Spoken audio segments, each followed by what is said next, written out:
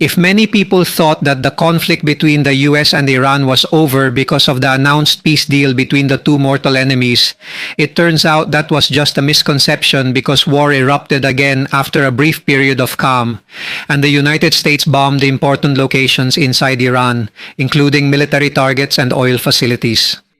Because of this, Iran wasted no time and immediately retaliated. What is the root cause of the renewed conflict? What was Iran's bold retaliation, especially towards neighboring countries in the Middle East that have a United States presence? And is this what experts fear, that with just one explosion, war will break out again and plunge the whole world back into turmoil? That's what we'll discuss today, only here on Mr. Good vibes. Yeah. On Tuesday night, a new chapter of tension in the Middle East began after the United States launched a large-scale military operation against Iran. In just about 4 hours, more than 80 military targets in southern Iran were hit by successive precision strikes. This is one of the largest direct confrontations between the two countries after several weeks of hope that tensions in the region might ease. But before the missiles and bombs fell, it all started in one of the most important parts of the world's oceans, the Strait of Hormuz. According to the U.S. Central Command, or CENTCOM, their operation began after a series of attacks on 3 commercial vessels passing through the Strait of Hormuz. One of the first incidents was when a Qatari LNG tanker was reportedly hit near the coast of Oman after being targeted by an as-yet unconfirmed projectile. After that, it was also reported that a Saudi-flagged crude oil tanker was damaged following another attack on the same route. The same occurred with a third ship, though details remain undisclosed. For the United States, these incidents are no longer just maritime tensions. They consider this a direct threat to the freedom of navigation and the security of international shipping routes. However, Iran strongly denied the accusation. According to them, they had nothing to do with the attacks on the ships and instead accused America of using the incident as an excuse to launch another operation against their country. The situation became even more dangerous because just a few weeks before this happened, a temporary ceasefire had already been agreed upon between the two sides. An agreement that was expected to reopen talks to prevent a bigger war. But in an instant, the faint hope for peace was once again replaced by the sound of explosions. While US President Donald Trump was in Turkey to attend the NATO summit, he gave the order for a massive military response. And just a few hours after he gave the order, the coordinated strikes by the US military began. According to the U.S. Central Command, their forces used precision munitions, modern weapons that are laser-guided and designed to hit specific targets instead of causing widespread destruction in the surrounding area. Although the U.S. military has not yet officially released the exact aircraft and weapon models used in the operation, this type of strike is usually carried out using advanced U.S. Air Force aircraft such as the F/A-18 and F-35 fighter jets, as well as B-2 bombers and long-range strike platforms capable of carrying guided weapons. Among the possible types of weapons used in this kind of operation are GPS-guided bombs such as JDAM or Joint Direct Attack Munition and other precision missiles capable of hitting a single target. From a long distance, U.S. forces targeted parts of Iran's military network one by one. They reportedly hit air defense systems used to guard their airspace, coastal radar sites that monitor the movement of ships and aircraft, surface-to-air missile systems used against American planes, anti-ship cruise missile facilities, drone launch sites, and command and control networks that serve as the brains of their military operations. According to CENTCOM, more than 60 small tactical boats belonging to the Islamic Revolutionary Guard Corps or IRGC were also damaged. These small but fast boats have long been monitored by the U.S. Navy because they can be used for quickly approaching or harassing large ships passing through the Persian Gulf. After the attacks, reports started coming out from inside Iran. Many explosions were first heard in some strategic locations, like Kishim Island, Sirik Port, and Bandar Abbas, places near the Strait of Hormuz that are important for Iran's military and maritime operations. In Sirik, several people were reported injured after being hit by shrapnel near a commercial port, but the full extent of the damage from the initial attack is still being assessed. It's clear that this is not just a simple exchange of missiles because, along with the military strikes, the United States has once again tightened economic pressure on Iran. After the temporary easing of some oil sanctions for Iran was withdrawn, the airstrike that happened was not just a military operation. They consider this a direct attack on their sovereignty and a violation of the temporary agreement that was made just a few weeks ago. The Islamic Revolutionary Guard Corps, or IRGC, immediately released a statement saying they would have what they called a crushing response against the United States.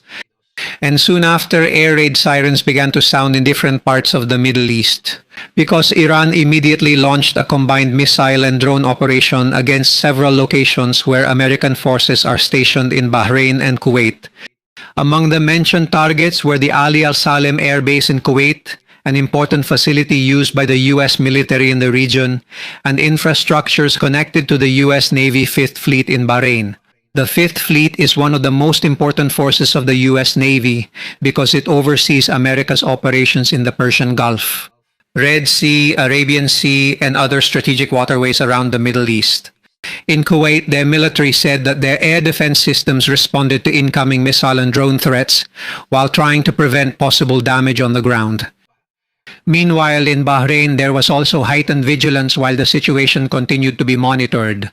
Aside from the attack on the bases, Iran also said that they successfully shot down an American MQ-9 Reaper drone flying over southern Iran.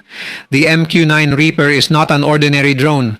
It is an advanced unmanned aircraft of the United States capable of conducting surveillance, intelligence gathering, and depending on the mission, it can also carry precision weapons. It has the capability to fly for more than 40 hours and is used to monitor vast areas without the need to send a pilot inside the aircraft. For Iran, the downing of the drone is proof they claim that they can defend their territory against America's more advanced technology. But for the United States, Iran's actions only increase the risk in the entire region. As the two countries exchange accusations, the world's attention once again turns to the Strait of Hormuz. Because just like before, Iran has once again issued a warning that they will no longer allow any foreign interference in the management of this route. According to their military command, ships passing through the area must follow the rules and routes they have set. But for the United States and its allies, any restriction on the passage of international vessels through the Strait of Hormuz is a threat to freedom of navigation. Because of this, what was once tension between just two countries has now quickly become a concern for the whole world. Because if operations in the Strait of Hormuz are disrupted or shut down again, it won't just be missiles and ships that are affected. This could once again disrupt oil prices, the supply chain, and the economies of many countries. And while the world waits to see who will back down first, one question has started to emerge. How much damage have these attacks really caused? And is it possible that the next move by these two countries could bring the Middle East into a bigger and more prolonged war than before?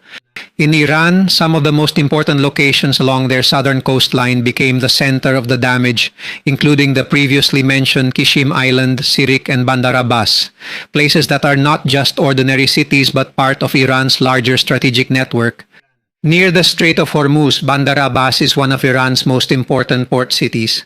Here, several naval facilities can be found, and it serves as an important part of their presence in the Persian Gulf. Because of this, any damage to the area could affect Iran's ability to operate and monitor ships passing near their territory.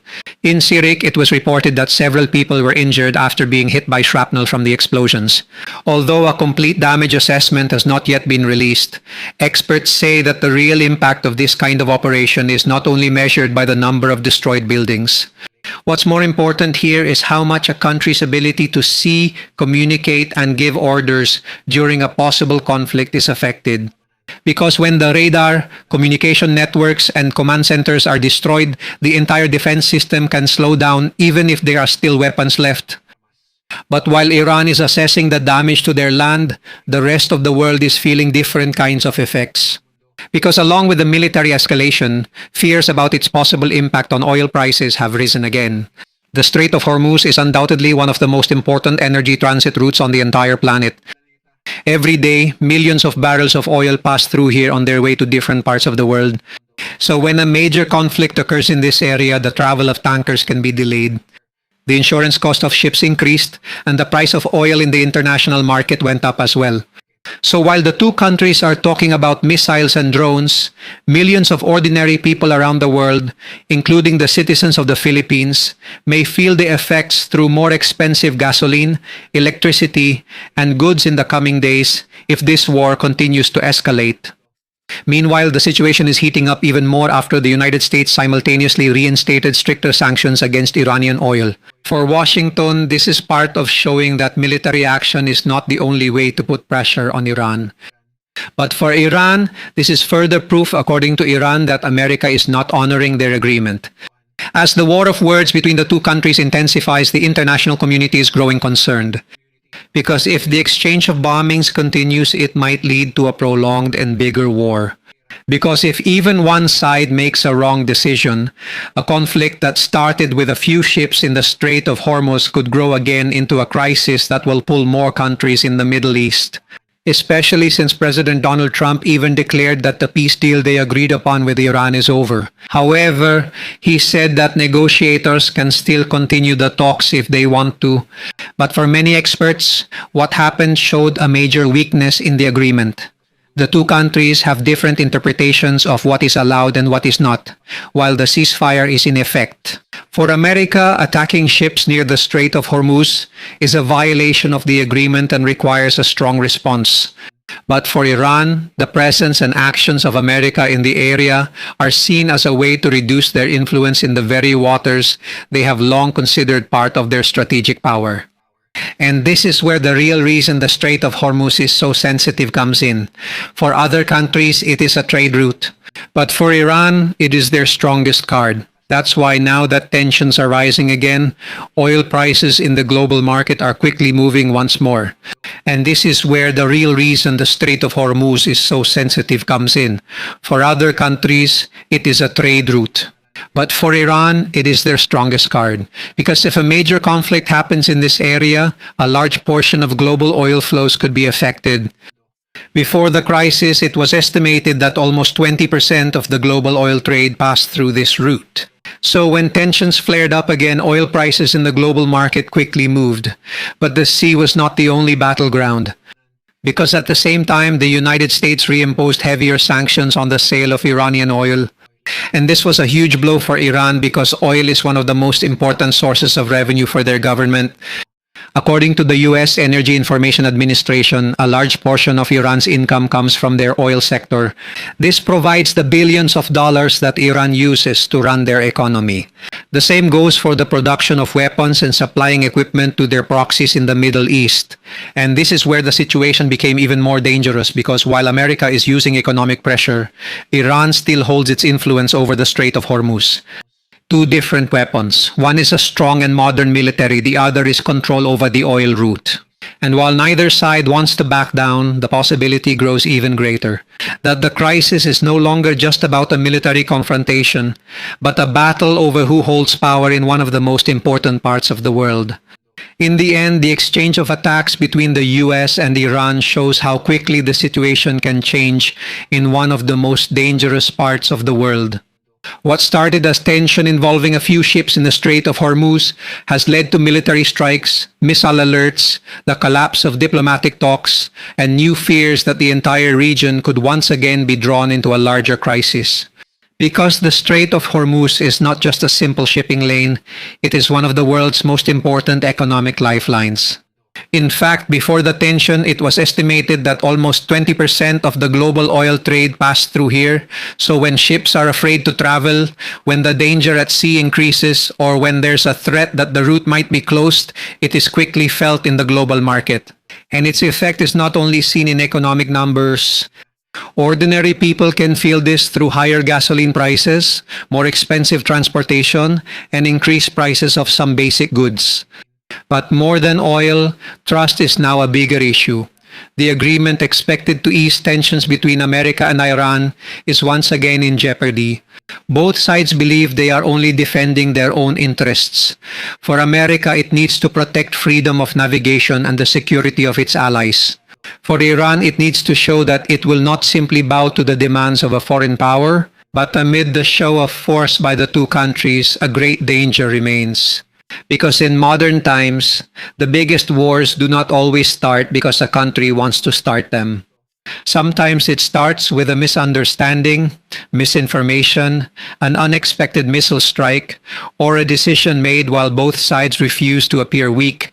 Right now, the whole world is watching to see if the next step will be a return to negotiations or another move closer to greater chaos. Because when war breaks out, it's not just the leaders who will face its consequences. Most of the time, it is the ordinary people who pay the highest price, people whose only dream is to live quietly and safely.